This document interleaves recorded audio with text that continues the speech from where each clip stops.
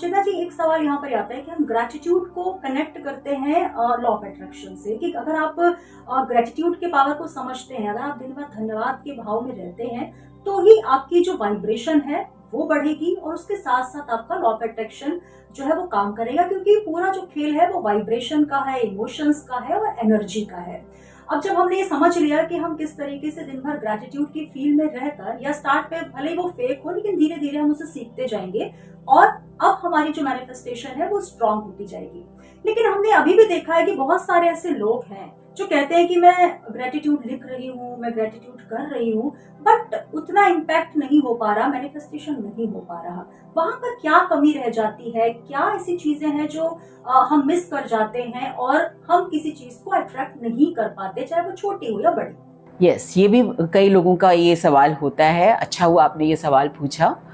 होता क्या है कि हम कुछ चीज़ें अपने जीवन में मैनिफेस्ट करने की कोशिश करते हैं, पाने की कोशिश करते हैं, और जब हमें पता चलता है कि मैनिफेस्टेशन करने के लिए, जैसे कि मैं खुद करती हूँ लगातार। यस, मैंने आपने जब रूटीन पूछा था तो मेरा रूटीन में मॉर्निंग में जब मैं सुबह उठ के नहा धो के एक बार सूरज देवता को जल चढ़ा देती हूँ, उसके बाद आके मैं 1 घंटा भर मेडिटेशन करती हूँ। तो मेडिटेशन भी मेरा रेगुलर का रिचुअल है।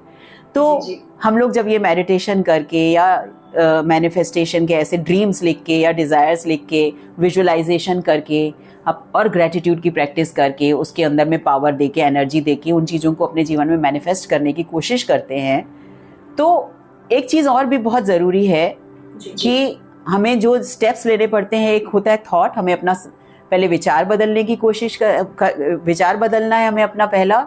उसके बाद फीलिंग्स है ना, फीलिंग्स पे लेके आना है।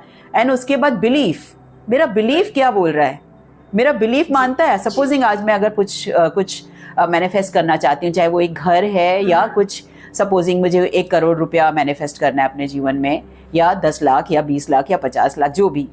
तो मैंने इतना बड़ा अमाउंट शायद हो सकता है ना देखा हो अपने जीवन में एक साथ। तो मेरा बिलीफ सिस्टम अंदर से क्या बोलेगा कि अरे तुम कैसे सोच सकती हो, तुमने कभी ऐसे सोचा है? वो बिलीफ सिस्टम मेरा लगातार मुझे ना करता जा रहा है। वो सबकॉन्शियस माइंड मेरे को बार बार काम क्या कर रहा है, मैंने जैसे बोला सबकॉन्शियस माइंड के पास 95% पावर है। तो वो सबकॉन्शियस माइंड के जो पैटर्न्स हैं, वहाँ की जो मेमोरी है, जो वहाँ जो इन्फॉर्मेशन है, जो मेरे बचपन से मैंने ली है या मेरे पास्ट लाइफ से भी आई है, उसमें स्टोर्ड है, वो मेरे बिलीफ को इम्पैक्ट कर रही है। और वो बिलीफ मुझे मेरे इस मैनिफेस्टेशन की प्रोसेस को सक्सीड नहीं होने देते हैं।